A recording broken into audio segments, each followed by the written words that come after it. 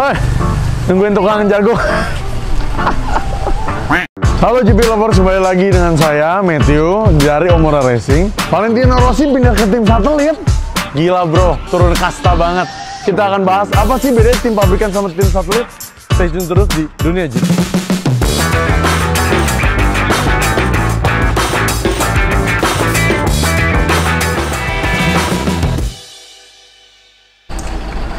Bro, lapar gue.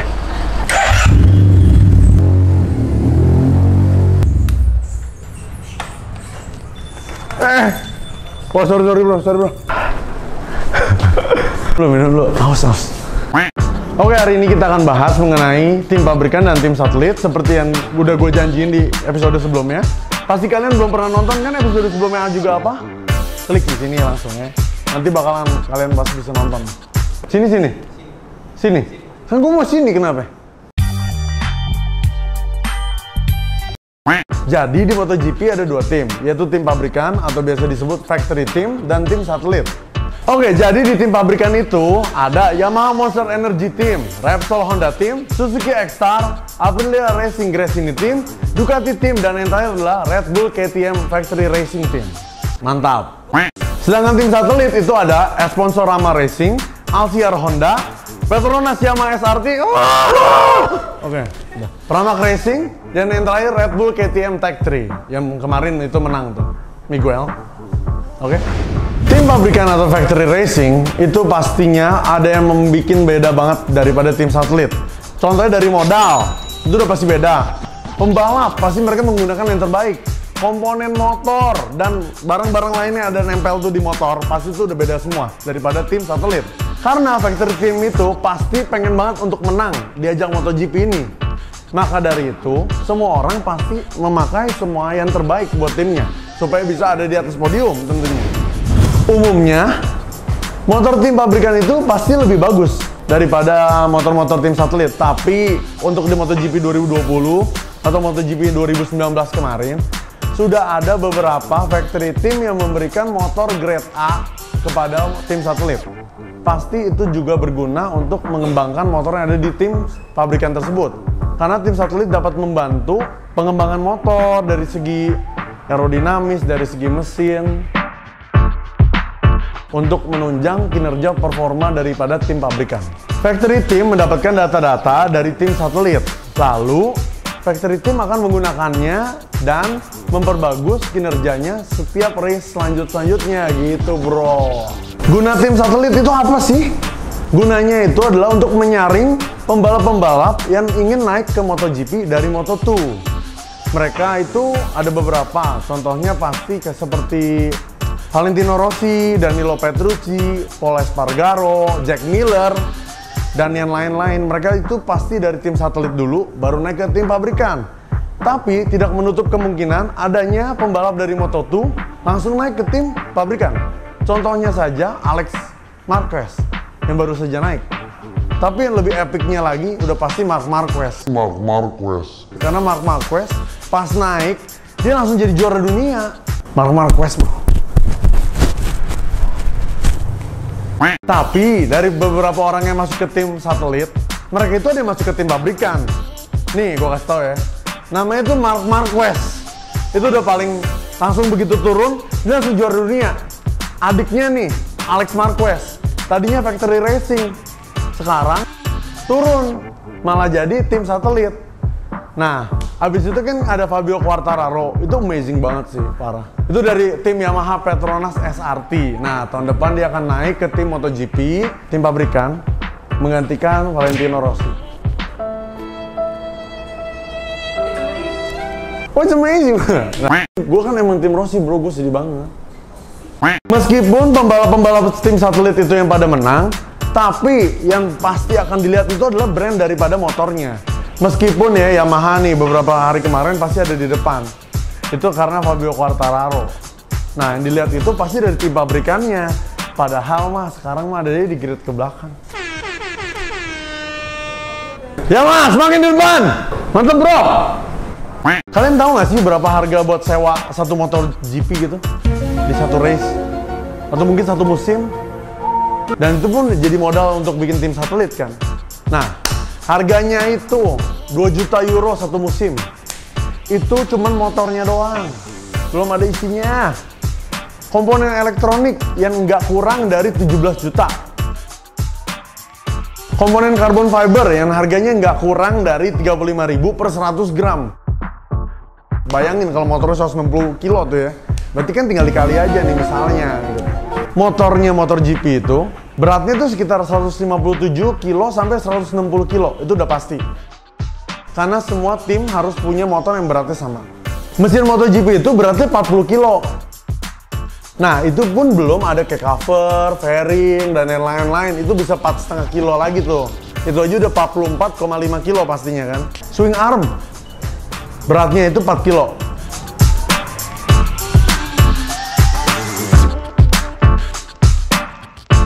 Tangki bensin yang belum ada isinya itu 4,5 kilo. Kalau udah diisi, bobotnya itu jadi 21 kilo. Velg depan, velg belakang, itu beratnya aja 8,2 kilo sama 11,3 kilo. Untuk velg yang digunakan di MotoGP, bahannya itu magnesium. Mereknya Marchesini. Makanya itu sih menurut saya keren banget sih Marchesini. Itu sih harganya cuma 4.000 euro, sekitar 69,4 juta. Jadi ya nggak masalah lah buat dibeli. Jadi dari semua bagian yang udah gue sebutin ini, paling berat itu pasti mesinnya. Karena mesinnya itu udah 40 kilo. Itu jadi bagian yang paling berat untuk MotoGP ini. Kalian tahu nggak sih di MotoGP itu ada beberapa kru? Dari head chief crew, dari mechanic crew, dari suspension crew, dan ada kru-kru yang lainnya. Nah, mereka ini pasti ada perbedaannya antara tim pabrikan dan tim satelit. Tim pabrikan pasti gajinya lebih mahal dari tim satelit. Karena mereka ini merupakan orang-orang terbaik yang dapat membawa timnya menjadi juara dunia. Lalu, tim satelit itu pasti menggunakan orang-orang dari grade 2 yang dari tim ini ke sini. Biasanya seperti itu. Tapi kan nggak tahu kalau dia punya duit. Untuk urusan gaji kru, head chief itu biasanya di kisaran 40.000 euro sampai 140.000 euro per musim. Jadi itu mungkin kalau dikalkulasin itu sekitar 600 jutaan sampai 2 miliar lebih lah ya. Itu udah pasti buat gaji-gaji mereka. Itu contohnya mungkin seperti Jeremy Burgess dulu, atau ada yang pemegang di Ducati, ada Gigi siapa? Apa? Gigi Dalinya. Gigi Dalianya. Gigi bro, itu si Gigi. Temen. Capek deh. Gigi hadir. Kru termahal kedua itu ada di bagian elektronik. Kelistrikan itu adalah merupakan hal yang paling penting di MotoGP ini. Karena semuanya ini udah pakai ECU. Jadi, kalau tidak ada yang bisa menangani masalah ECU ini, pasti motornya bisa pelan. Nah, gajinya itu sekitar 35.000 euro sampai 80.000 euro. Kalau dirupiahin itu sekitar 583 juta hingga 1,3 miliar lah ya. Sekiranya nih. Tapi belum tentu kan kalau motor tim satelit nggak bisa bayar itu. Untuk menerapkan settingan motor yang diberikan oleh head chief dari tim ECU, mereka juga pasti membutuhkan seorang mekanik yang handal. Nah, gaji rata-rata mekanik itu sekitar 25.000 euro sampai 75.000 euro. Kalau dirupiahin sekitar 384 juta sampai 1 miliar. Bukan berarti kalau mereka tim itu sih belum tentu bisa bayar yang mahal. Tak kalah menarik, MotoGP kali ini nih mereka sangat membutuhkan tim suspensi karena di tahun ini mereka mempunyai fitur yaitu dia punya kayak elevation gitu, jadi setiap tikungan yang ada trek lurusnya dia bisa langsung turun tuh motornya. Nah, mereka ini membutuhkan tim ahli suspensi. Tim ahli suspensi itu ada dari beragam suspensi, contohnya Öhlins itu udah pasti.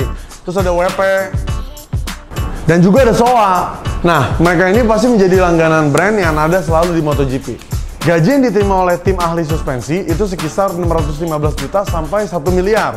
Nah, itu merupakan gaji yang lumayan juga nih. Padahal cuma kerjanya bongkar-bongkar doang. Wow! Oke, jadi itu kita bahas habis lah ya. Sekitar untuk kru-kru MotoGP aja. Itu pasti gaji paling besar, pasti ada di tim pabrikan. Nggak mungkin tim satelit. Tapi bisa aja tim satelitnya punya uang lebih, bisa bayar kru-kru yang seperti di orang-orang di pabrikan. Misalnya saja menurut saya sih kayaknya Yamaha Petronas SRT ya. Karena performanya sangatlah bagus di musim ini gitu. Terutama untuk Fabio Quartararo. Karena dia masih di position standing ya. standing nomor 1 untuk pengumpulan poin juara dunianya.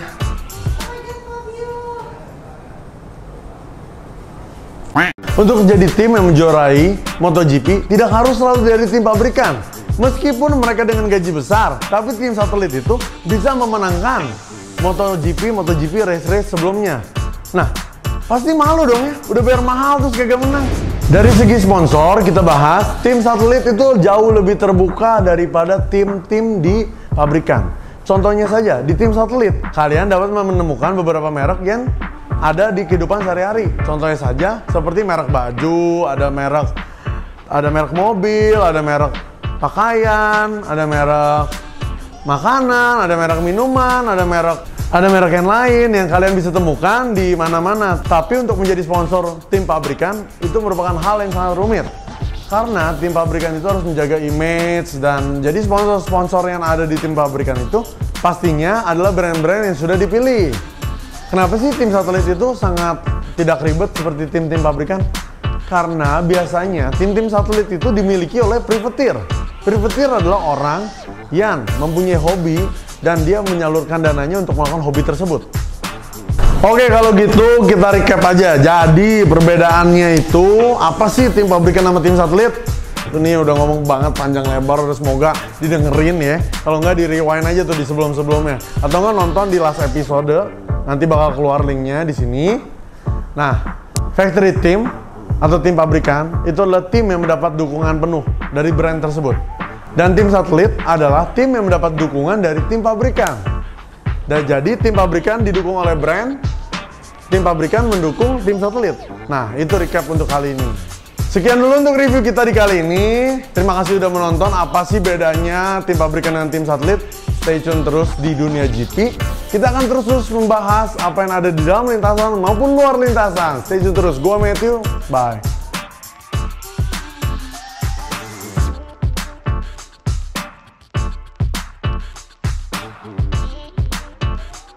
Tet, tet, tet, tet.